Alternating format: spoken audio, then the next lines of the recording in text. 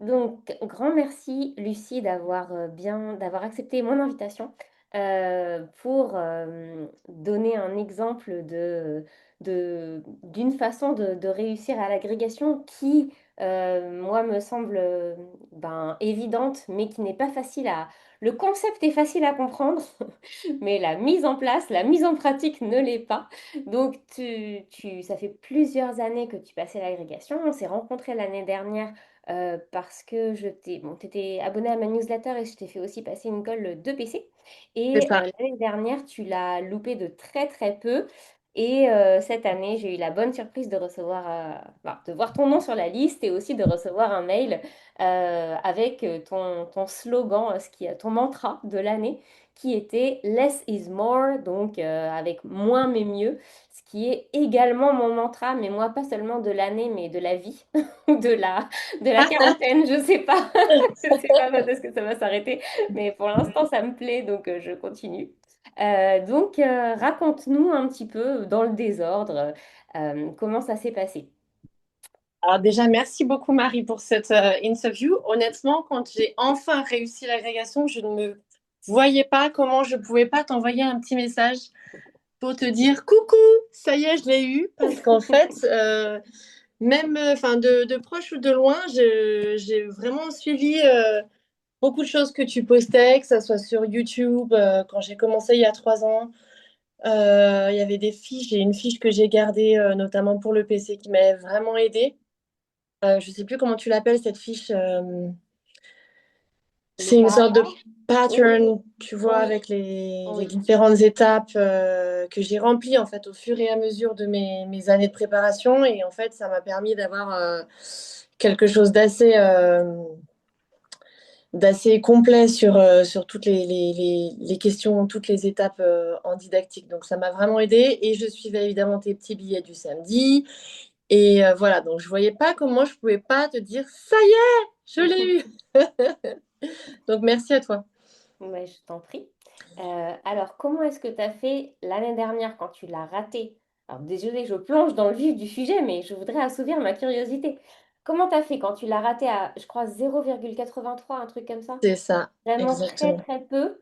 Là, comment tu fais pour te dire, je repars, je m'y remets? En fait, c'était vraiment évident que de toute façon, il fallait que je continue jusqu'à que je l'aie. Donc la première fois que je l'ai passé il y a 3 ans, je l'ai passé au petit bonheur la chance parce qu'en fait, je voulais simplement voir un petit peu de quoi il s'agissait. Et au début, je voulais passer uniquement la traduction parce que je ne pouvais pas du tout préparer la CV ou la litté. J'avais pas le temps, j'avais pas du tout créé cet espace-là. Donc je me suis dit, je vais uniquement préparer la trad. Et en fait, j'ai compris, il me semble que c'est toujours le cas, que si tu passes que la trad, c'est comme une... Enfin, si tu ne vas pas à une épreuve, c'est Oui, éliminatoire. oui, exactement. Donc, j'aurais pas eu mes notes de trad, donc ça aurait été un petit peu moins intéressant. Donc, un petit peu en novembre, je me suis dit, oulala, ah bah non, en fait, je vais passer toutes les épreuves. Donc, j'ai lu un petit peu les lettres de cadrage, j'ai lu un petit peu les quatrièmes de couverture des œuvres, on va dire. Et j'ai passé les écrits et en fait, j'ai été admissible. Donc, grosse surprise, un peu cata, parce que je n'avais rien fait. Je n'avais même pas fait une traduction en fait. Et je ne savais pas du tout de quoi s'agissaient les épreuves des oraux. Donc là, ça a été 5 semaines horribles parce qu'en fait, je devais aller aux oraux à Lille. Je devais honorer cette convocation. Mais par contre, je me rendais bien compte que les autres, ça faisait des mois, voire des années qu'elles bossaient dessus. Donc ça a été très, très, très intense. Genre, j'ai été vraiment en mode no life. Voilà, en plus, ça tombait les vacances. J'étais en voyage scolaire en Angleterre. Après, je partais en Italie avec mes enfants. Forcément, ce genre de truc, ça tombe quand tu as des trucs bien remplis. Voilà. Voilà. Donc, je suis allée aux oraux et donc la première année et je l'ai loupé à 5 points, je crois. Ouais. Je suis tombée sur les puritains en CV et je me suis sentie très mal à l'aise parce que je n'avais rien à dire, je ne connaissais rien. Vraiment, je me sentais vraiment bête devant le jury et voilà, c'était vraiment pas un bon moment. En DAC, j'avais suivi donc ta petite formation là sur Internet et donc j'ai quand même eu, je crois que j'ai eu 9,5 ou 10,5, un truc comme ça, franchement. Et j'avais jamais fait de dossier, en fait, hein, en vrai, en temps réel. Mhm. Donc, juste en ayant la méthodo, ça m'a déjà permis de ne pas me sentir complètement ridicule. Toujours est-il que je l'ai raté. La semaine d'après, l'année d'après, j'ai demandé 6 mois de congé formation et j'ai fait 2 prépas. Une prépa pour le privé qui est proposée à Lille, une Mhm. semaine par mois pendant 6 mois. Donc, j'ai rencontré plein de gens, plein de personnes super. Et la prépa Nanterre à Paris Mhm. pour l'interne et l'externe, sachant que je ne passais que l'interne, mais donc c'était largement suffisant. Et là, j'ai passé 6 mois où j'ai bossé comme une tarée de chez tarée, à me remplir la tête de notions, de détails, de tout, tout, tout, tout comme une tarée. J'arrive aux oraux et je l'ai loupé de peu. Je suis encore tombée en civi britannique sur le socialisme et le féminisme. Mhm. Clairement, je me suis dit, plus jamais je retombe là-dessus, quoi. C'est pas possible. De toute façon, statistiquement, j'ai trop peu de chances de retomber sur la civi à l'oral. Et moi, ce qui me plaît vraiment, c'est la littérature. J'adore cette. Enfin, j'aime bien creuser le texte, j'aime bien amener de la sensibilité aussi, avec de la forme, du fond. Enfin, j'adore ça. Donc, je me suis dit, je retourne, je refais la grecque une troisième fois.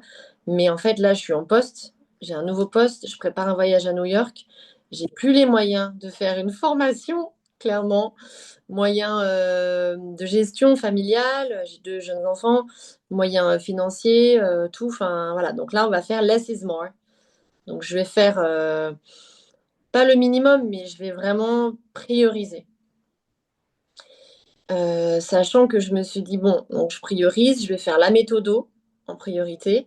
Et ensuite, pour chaque œuvre et thème de CV, je vais avoir un bagage minimum avec des citations minimum, donc à peu près 20 citations par œuvre et en CV britannique et CV américaine. Et pour chaque citation, je dois avoir un truc intéressant à dire, soit un motif, soit un thème, soit un procédé répété dans l'œuvre. Mhm. Donc, je vais me cantonner à ces 20, je dis 20, mais c'est peut-être entre 15 et 30, quoi, mais où je maîtrise vraiment bien. Après, les connaissances, bah ça sera mes connaissances, en fait. Mhm. Pour chaque œuvre, donc j'ai lu les œuvres, hein, bien sûr. J'ai lu chaque œuvre et j'ai acheté un livre pour chaque œuvre. Donc, je crois que c'était le premier qui est sorti. Je ne sais plus si c'est l'Atlante ou l'Ellipse. Je crois que c'est plutôt l'Ellipse. Parce que Mhm. l'Atlante, il sortait un petit peu plus tard. Oui. Et comme bah, voilà, je voulais bosser, hein, notamment pendant les vacances de la Toussaint, il fallait que je l'aie rapidement. Donc, une œuvre, un livre, un manuel, pareil en civi. Et après, je faisais un petit récap qui me servait un peu de mémo, on va dire. Mhm. Et donc ça a été pour les écrits et avec un gros accent sur la méthodologie de la disserte. Où est-ce que tu l'as trouvé cette méthodologie? Est-ce que c'était dans la formation que tu avais fait l'année précédente? Ouais, Nanterre, on avait trouvé une méthodologie assez intéressante avec un prof de Shakespeare. Oui. Une méthodologie assez carrée où en fait, pendant 10 minutes, quand tu as ton sujet, tu étales 10 thèmes. Donc, mythologie, citation, personnage, procédé, société, politique, religion, motif, prénom. Voilà. En gros, c'était ça. Il y en a 10. Tu peux même en rajouter un. Mais en Mhm. gros, tu détailles pour le sujet que tu vas avoir. Et ben pour chaque sous-thème là, que je viens de citer, tu dois essayer d'écrire quelque chose et à la fin, ça te recoupe. Ça te fait un peu des thèmes et ça te fait tes parties en fait, ou tes sous-parties, disons. Ok. Mais je suis pas sûre d'être très claire là, mais Si, c'est assez clair.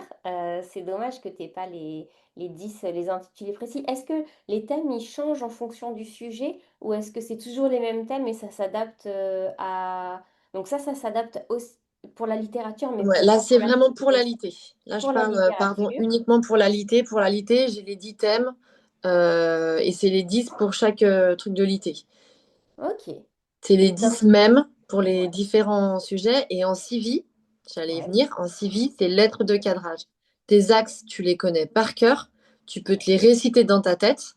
ouais. Et pour chaque axe, tu peux donner un truc intéressant à dire, voire une citation avec ce que je disais tout à l'heure, citation et éléments pertinents en lien. Mhm. Ok. Donc voilà, ça c'est vraiment le less is more, quoi. Le minimum, c'est ça. Ouais, Les axes, tu peux te les réciter le soir en t'endormant en disant il y a ça et ça veut dire ça et tu le comprends, tu l'expliques. Et voilà, et franchement, ça prend 20 minutes, quoi, à te le réciter. oui. Ok. Non, mais j'adore, j'adore, je suis pendue à tes lèvres là. Donc ça, c'est pour les écrits. Ouais. En traduction, la traduction, c'est un peu mystérieux quand même en termes de prépa parce que je me suis vraiment beaucoup, beaucoup préparée ma deuxième année Ouais. quand j'étais à Nanterre et en prépa à Lille. Et j'avais quand même eu une bonne note, hein. J'avais eu 11,75, un truc comme ça. Ouais, c'est bien. Mais la première année, j'avais eu 11,5. Quand j'en avais jamais fait, enfin pas depuis le CAPES, donc depuis 18 ans. J'avais Waouh! eu 11,5 C'est fou. et j'avais pas fait 2 CT non plus, hein. Ah ouais, c'est fou. Ok. Donc non, mais c'est pour ça que je dis c'est un peu mystérieux. C'est pas, j'ai pas un don comme ça, mais je sais pas, ça s'est passé comme ça. Après, quand j'ai fait la deuxième année prépa Nanterre, etc., j'ai dû en faire une trentaine de trad, Ah, c'est bien, hein. vraiment de manière extensive, enfin complète. Et l'année dernière, j'ai dû en faire trois. Et j'ai eu, je sais plus, je crois que j'ai eu 10,75 en trad ECT. Mais j'en avais fait très peu parce que de toute façon, j'avais pas le temps. Hmm. Donc après, concrètement, la préparation donc de septembre jusqu'à janvier, chaque jour que Dieu fait, chaque jour où tu te lèves, je faisais quand même 10 minutes ou un quart d'heure où je passais du temps un petit peu sur les news. Donc soit je prenais un article de CNN en BBC par exemple, je Ouais. prenais un article et je le lisais et je prenais des notes à côté avec des petits mots-clés qui revenaient, genre je sais pas, Gaza Strip ou des choses en lien avec les news actuelles. Ouais. Soit je prenais un article du Monde ou du Figaro ou les dépêches de je sais pas quoi et je le traduisais instantanément en fait. Ok, ça c'était pour pratiquer le thème oral. Ouais, le thème Ok. oral, la rapidité. Donc déjà j'envisageais quand même les oraux. Je me disais Mhm. là voilà. Donc ça chaque jour je faisais ça et après soit le matin soit le soir selon si j'avais cours ou pas, si c'était un mercredi ou le week-end, je faisais du shadowing. Mhm. Tu vois ce Donc, que c'est c'est? quoi? Alors, je vois ce que c'est, ça, job shadowing, c'est quand tu fais un stage, enfin, c'est quand tu vas observer quelqu'un et tu fais pareil, mais je vois Voilà. pas sur quoi tu le faisais alors, le shadowing. En gros, je prenais sur YouTube des actrices que j'aimais bien, genre, je sais pas, Kate Winslet, Ouais. voilà, n'importe quelle actrice que j'aime bien. Et j'écoutais une interview Mhm. de n'importe quoi, hein, n'importe quelle période ou quoi que ce soit. Je l'écoute une minute et après je la remets et je mets que les sous-titres et je répète, enfin je lis les sous-titres comme elle. Mhm. Ah, c'est bien. Donc, ça, c'était pour améliorer ton accent, tout ça, Ouais, ton pour me mettre dans rythme. le bain, pour me donner confiance entre guillemets, parce qu'on ne sait jamais, j'ai été toute seule, hein. Enfin j'étais toute seule dans ma cuisine, mais, mais ça en fait ça te donne des expressions, ça te donne Oui, bien plein sûr. de choses en fait. Ouais, c'est vrai. Mais moi, je le faisais, mais pas avec des actrices que j'aimais bien. Je le faisais avec un bouquin de grammaire que je lisais à haute voix dans mon salon en prenant mon petit déj. Et ça me rappelle tellement. Moi, le matin, je lisais la BBC News. C'est pareil sur mon téléphone. Et après, je faisais mon exercice de 5 minutes pour améliorer mon accent pourri. Ouais, donc finalement, il n'y a pas de... Enfin, c'est des recettes anciennes, mais ça marche toujours, quoi. Ouais. Ah, Bon, c'est après, moi, super. j'ai fait ça. Il y en a d'autres qui, on peut faire plein d'autres choses, hein, je sais pas, mais c'était le plus simple chez moi, qui coûte zéro Ouais. euros, chez moi, à mon rythme. Après, un autre tip que je pourrais donner aux agrégatifs, aux agrégatives, c'est chaque jour, chaque soir, je sais ce que je vais faire le lendemain. Oui. Ça, Donc, chaque... je le donne beaucoup, ce conseil. Je Ah, le donne ok, bon, beaucoup, bah, beaucoup, c'est beaucoup. pas... Chaque soir, je sais exactement ce que je fais le lendemain. Comme ça, je pense que le soir ou la nuit, mon cerveau, il s'y prépare déjà. Oui. Et le lendemain, bah, en fait, c'est avec la vie de cours, familiale, etc. Je peux avoir 5 heures devant moi, 7 heures ou des fois 1 heure, quoi. Mhm. Mais par contre, chaque jour, vraiment, j'ai bossé. Il n'y a pas un jour où j'ai pas bossé, même Noël, même machin. Mais des fois, c'était genre 1 heure, quoi. Je pense que le minimum, c'était peut-être une demi-heure ou 1 heure, je sais pas. Ouais. Et dans ces petites missions que je me donnais chaque jour pour le lendemain, ça pouvait être relire une frise. en 20 minutes. Je me relis ma frise, tac, tac, tac, je me la fais sur un papier, je me la relis avant de me coucher. 20 minutes, un quart d'heure. Ça pouvait être relire des citations et essayer de me les répéter. 20 minutes. Ça pouvait être faire un récap de la moitié d'un des livres d'un des manuels que j'avais vu. Mhm. Là, ça peut prendre 2 heures, la moitié du récap. Mais de toute façon, tu fais avec ton temps imparti. Donc, c'était pas non plus des heures et des heures. Tu fais less is more, quoi. Tu as vraiment axé, et ça c'est super, sur la réactivation. Donc tu as choisi, tu as sélectionné tes connaissances rapidement sans te poser trop de questions. Si je reformule, tu as pris l'Atlante, voilà. Parce que, pourquoi? Bah, parce qu'il était disponible. Tu Mm, vois, des fois c'est ça, hein, c'est savoir se décider rapidement.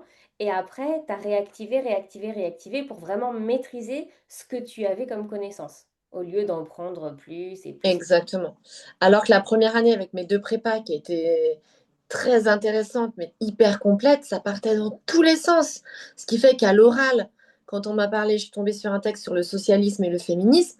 Et moi, je partais dans tous les sens dans ma tête, mais eux, ils voulaient une réponse simple et claire. Axe tel, axe tant de la lettre de cadrage. Et voilà. Et moi, je la voyais pas, je le voyais pas cet axe. Mais j'en connaissais des trucs, j'en avais écouté des vidéos, des podcasts, trop, en fait, trop, c'est, voilà.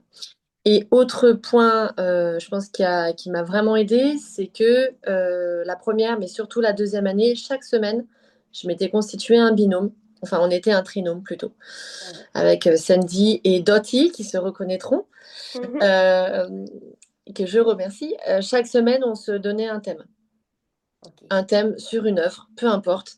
Le thème, il ne devait pas être extraordinaire. Enfin, on faisait simple, encore une fois, hein. Less is more. On n'y réfléchissait pas 10 ans. Ah, t'as un thème? Oui, dans le quart d'heure, il y avait un thème. Et là, je me laissais un temps dans la semaine, 1 heure ou 2 heures, souvent sur mes temps de pause de l'école.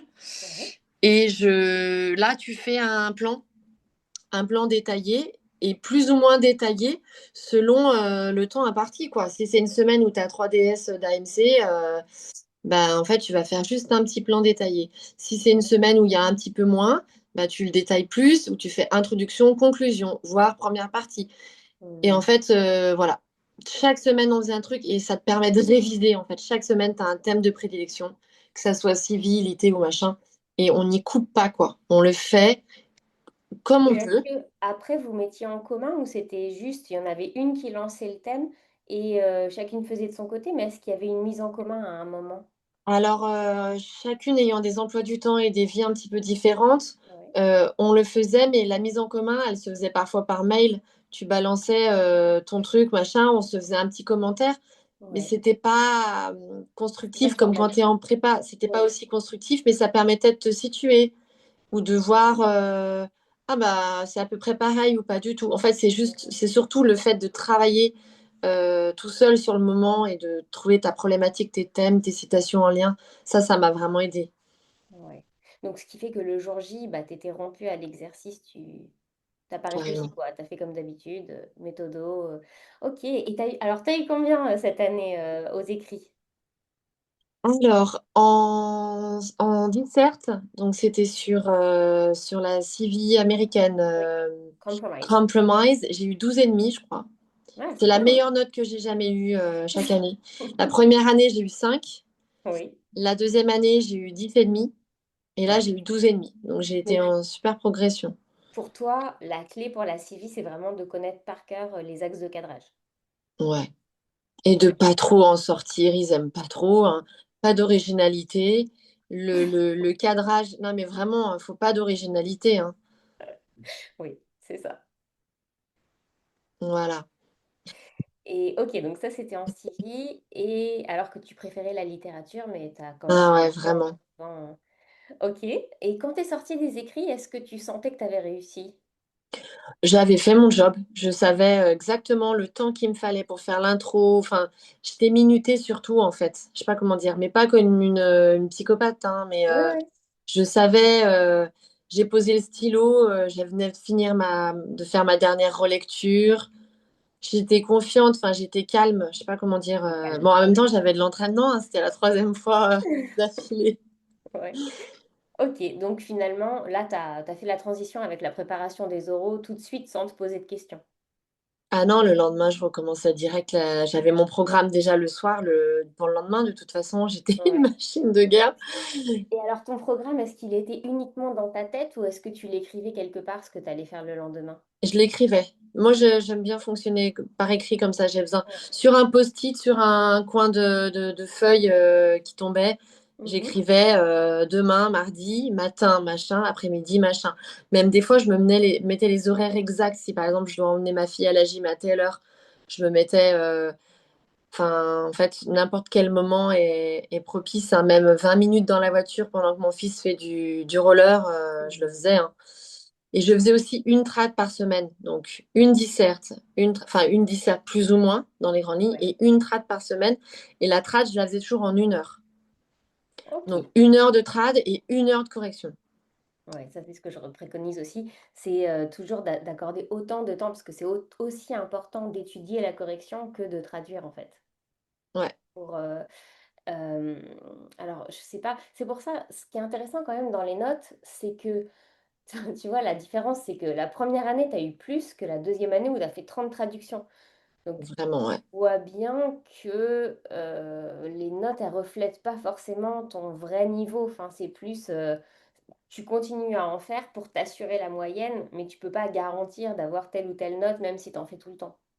C'est ça. Mais j'étais pas paniquée de ça. Je me disais, bon, il y a quand même une sorte de mini-constance. J'ai toujours eu entre 11 et 12, mettons, Ouais. en trad.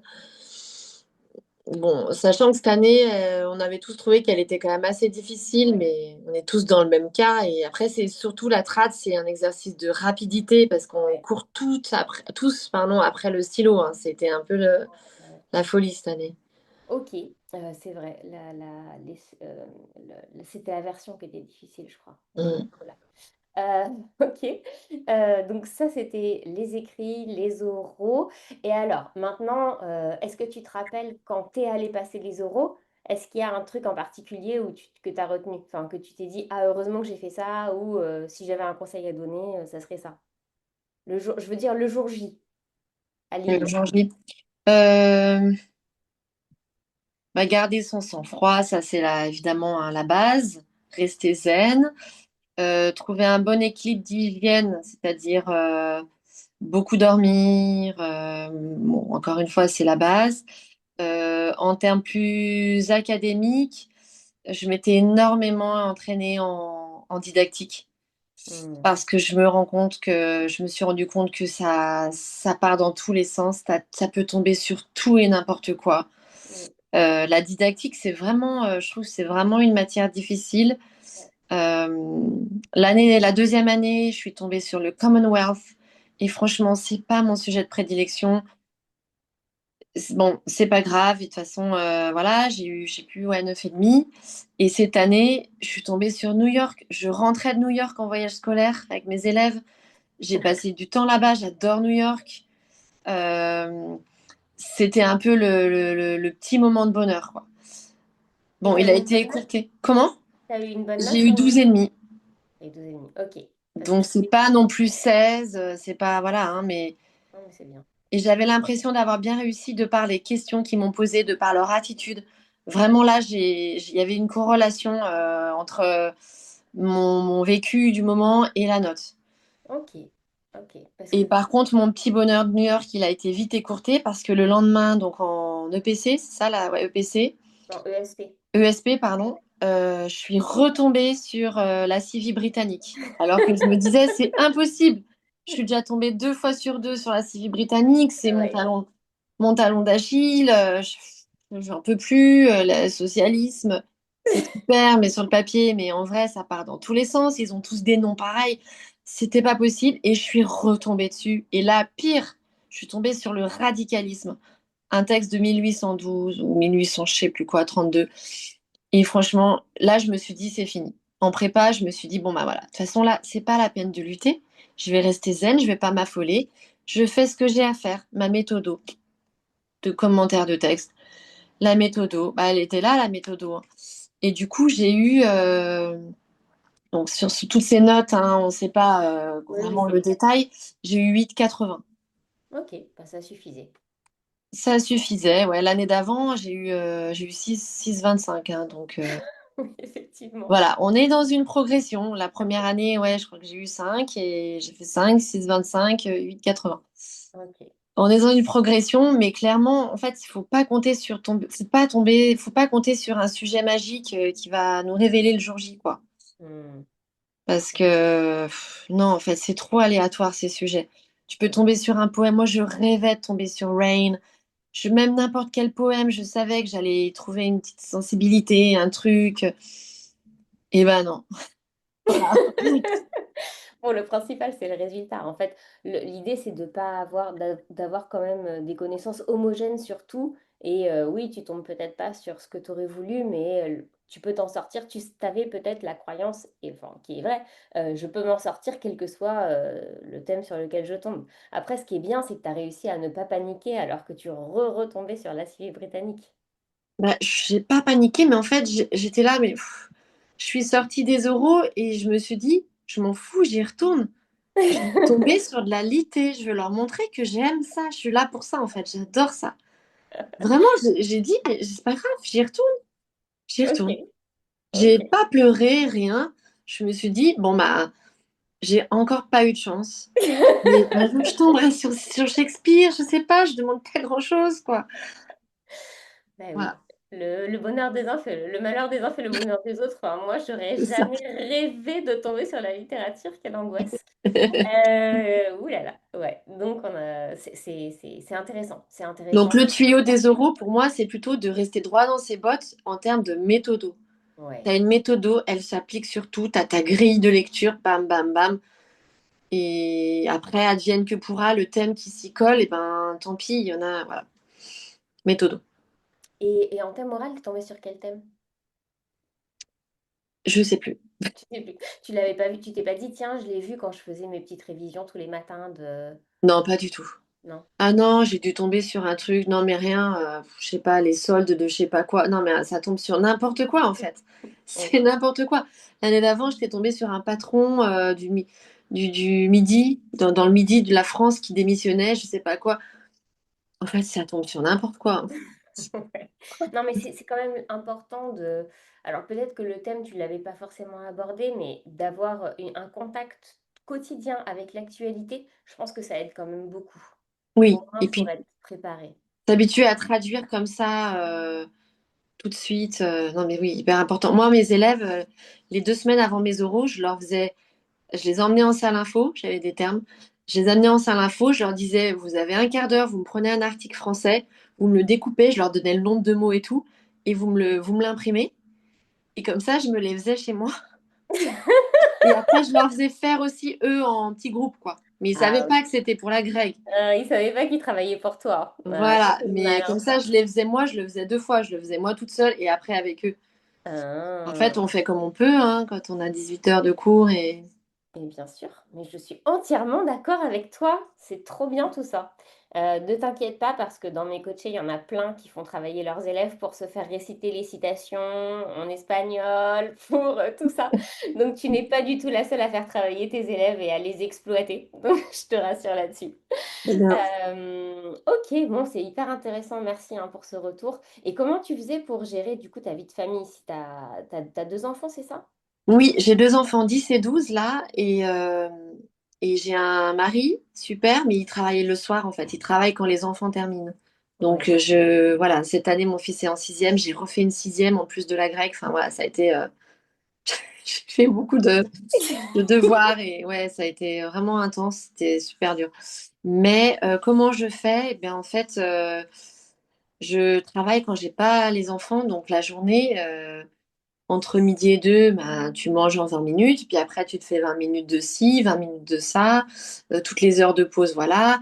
Les corrections, et ben pareil, tu vises des moments où tu vas moins travailler pour leur faire des interros au terme. En fait, tu organises tout, mais tout est organisé en fonction de la grecque, en fait. Mhm, Et franchement, moi, je suis une grosse dormeuse, donc j'ai du mal à veiller tard le soir. mhm, Mais plusieurs fois par semaine, bah, je bossais jusqu'à 10 heures, 10 heures et demie. C'est le mhm, maximum hein, que je pouvais faire. mhm. Mais même si c'était 1 heure et demie ou 1 heure entre le coucher des enfants et le mien, bah, c'était déjà ça de prix et ça rentre en fait. Quand t'as que ça, en fait, t'es dans l'action, quoi. Hmm, Rien n'est dilué, en fait. Tout est en concentré. hmm. Ah, j'adore. Ok, donc c'est vraiment les petits pas, la méthode Kaizen, Kaizen et minimaliste de Voilà. moins mais mieux. Et Ah, mon mari m'a beaucoup aidé aussi parce que même s'il travaillait le soir, etc., le reste du temps, en fait, c'est des petites choses de charge mentale où le mari, il a une place vraiment essentielle. Ne serait-ce, bon, bah, évidemment, faire tourner les machines, faire les grosses courses. euh, Dès qu'il sent que toi, tu t'enfermes dans la cuisine, hop, il fait une activité avec les enfants dans le salon ou sortir à la bibliothèque 1 heure. 1 heure, moi, je demandais 1 heure, en fait, le samedi après-midi. 1 heure, 1 heure et demie. hmm, Et pendant les vacances, souvent, mon mari, on fait des demi-journées, pendant la période de la grecque, des demi-journées. C'est-à-dire que moi, j'étais avec les enfants une demi-journée le matin hmm, et lui l'après-midi. Comme ça, hmm. je savais que j'avais ma demi-journée. Et c'est souvent repas compris. C'est-à-dire que si je les gardais le matin, je faisais le repas. Non, non, mais vraiment, parce que sinon, tu te J'adore. fais arnaquer, hein. Je vous le dis, hein. Repas compris. Et en fait, la veille, on se disait toujours avec mon mari, tu veux plutôt le matin ou l'après-midi? Et Ouais, comme ça, en fait, ça, l'équilibre, il est là, parce que lui aussi, ouais. il a besoin d'avoir des vacances et il a aussi son activité, il est musicien. Donc Hmm, lui aussi, il a son acharnement et son travail. Et de faire moitié-moitié, en fait, ça crée un équilibre.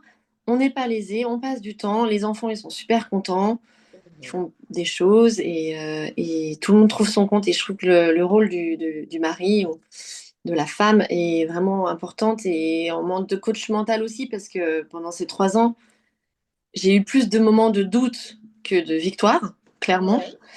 Et aussi, voilà, faut pas que ça empiète totalement sur ta vie de couple, mais ton mari, il peut te dire, non mais écoute, ça va aller, puis on pense à autre chose, on se regarde un film. Hmm, Voilà, c'est aussi, faut que le mari soit partie prenante. Il y a un partenaire, il faut qu'il soit partie prenante. mhm. In your opinion. Non, mais ça, c'est chacun s'organise comme il peut. C'est vrai que c'est pas évident quand t'as pas forcément de soutien. Après, tu peux trouver du soutien ailleurs. Oui, Par exemple, si tu habites proche de tes parents ou si tu as... Enfin, tu vois, c'est vrai qu'il faut un système de relais. ouais, Euh, et puis, ben, chacun fait avec ce qu'il peut. oui, Mais moi, je retiens que voilà, il faut oser demander.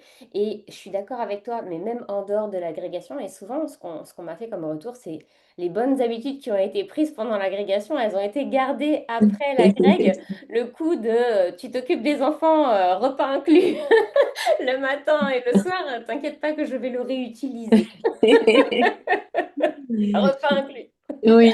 Mais quand je dis qu'il faut que le partenaire soit partie prenante, c'est que la grecque, en fait, c'est vraiment pesant dans le quotidien. Donc, il faut que l'autre, il soit OK, qu'il dise Ouais. d'accord, en fait. Parce que si, comment dire, tu peux pas, moi, j'avais quand même parfois peur de l'imposer à ma famille, mais mes enfants aussi, parce que j'avais moins de temps pour eux. J'étais parfois plus irritable. Mhm. Et donc voilà, c'est quand même une décision presque familiale, quoi. Mes enfants, ils sont un peu petits, mais quand je leur ai dit, bah, je recommence, ils m'ont dit, bon, je leur ai dit, bah, attention, va falloir être autonome, vous savez comment c'est. Enfin, Et ils étaient partants? Oui. oui, oui, oui, ils étaient partants. Mais là, par contre, ma fille elle m'avait dit, si jamais voilà, ça marche pas l'année prochaine, elle a été un petit peu frileuse, mais je comprends. Ouais, Mm. normal, le changement. Ok, bah vraiment, je suis hyper contente d'avoir eu ton retour et merci pour ces conseils aussi détaillés. J'en attendais pas autant, mais je pense que ça pourra vraiment, vraiment aider les gens qui préparent la grègue, surtout que je suis en plein dans cette question en ce moment parce qu'on me demande très souvent qu'est-ce que c'est les incontournables. Alors, sans les énumérer, c'est difficile de faire comprendre à quelqu'un ce que c'est les incontournables, mais c'est vrai que souvent, pour essayer de donner un ordre de grandeur, je dis la même chose que toi, c'est-à-dire, eh ben, pour chaque œuvre ou chaque thème, tu choisis un seul bouquin, n'importe lequel, et puis, c'est voilà, c'est de là que tu fais tes fiches et après, il faut se les approprier. Il ne faut pas démultiplier les sources. Parce que souvent, ah oui, tiens, c'est une question que j'aurais pu te poser. Souvent, il y a des candidats qui se perdent dans la bibliographie. Qu'est-ce que tu penses, toi, de la bibliographie? Donc, toi, tu t'es appuyé sur le texte de cadrage, mais c'est un petit peu différent de la bibliographie. Donc, est-ce que tu l'as utilisé ou pas du tout? Alors non, je n'ai pas du tout utilisé la bibliographie parce que, en fait, je ne sais plus quel professeur nous avait dit, la bibliographie, c'est pour les professeurs qui l'enseignent. Oui, C'est là où ils cherchent, eux, leurs sources et leur inspiration. oui, Eux, ils fondent leurs cours, leur syllabus sur la bibliographie. Nous, en fait, c'est vraiment très accessoire. ok. Donc, c'est exactement, je suis sur la même longueur d'onde et c'est le discours que je tiens, mais je suis contente que ce soit quelqu'un d'autre que moi qui le dise parce que parfois tu reçois la bibliographie un peu dans ton livret d'accueil avec tes cours de l'agrégation. Tu sais, genre, bienvenue, vous êtes inscrite et si joint la bibliographie. Et tu te dis, mais attends, faut que je lise tout ça, comment je vais faire et tout. Alors que non, en fait, c'est bien à destination des professeurs, alors que les agrégatifs, eux, ils se contentent des ouvrages qui sont ensuite Mm. élaborés ou des cours qui sont donnés. Ok, bon, bah, c'est très clair pour moi. Je te remercie de toutes ces bonnes, oui, ces bonnes, j'allais dire, techniques, mais oui, c'est ça, hein, ces bonnes stratégies pour réussir. Je suis très contente que, voilà, que ça se soit bien passé pour toi, mais je suis aussi contente de savoir que même si tu l'avais pas eu, tu aurais recommencé. Ah, total, total. Et aussi, il y a un après agrégation qui est aussi une forme de renaissance. Et je veux dire à tous les agrégatifs que ça vaut Oui, le coup oui, de sacrifier des choses pour aussi apprendre et puiser au fond de soi sur plein de domaines pour vivre ensuite une forme de renaissance. Je relativise quand je dis ça, je veux pas non plus, voilà, oui, mais une vie où il n'y a pas cette charge mentale, où on a l'impression de se connaître, de connaître mieux, d'avoir pris confiance en soi, de ne plus être dans le doute constant, mais de oui. l'avoir vécu aussi. Donc Mhm. c'est quand même très très riche. Et en termes de contenu, de cours, etc., c'est vraiment une super aventure pour nous et on offre aussi de belles choses à nos élèves, je trouve. Oui, c'est vrai. C'est très formateur. C'est vrai que de s'être confronté à ce challenge, ça permet de se connaître sous un autre angle qu'on n'avait peut-être pas forcément eu l'occasion de rencontrer avant. Mm. Mm. Surtout avec la maturité, quand on reprend comme ça ses études pour passer un concours, c'est pas pareil que quand on était étudiant. Donc c'est très riche, je suis d'accord avec toi, même si ça demande parfois des choses qui peuvent paraître être des sacrifices. Pour moi, c'est pas complètement un sacrifice parce que tu gagnes quand même quelque chose. C'est ça. Ok. Et Donc ben, ne lâchez rien, ne lâchez rien. merci beaucoup, Lucie. Merci pour ton énergie. Et puis, belles vacances à toi, bel été. Merci beaucoup. Merci pour tout, Marie. Merci à T'en toi. prie. Au revoir. Au revoir.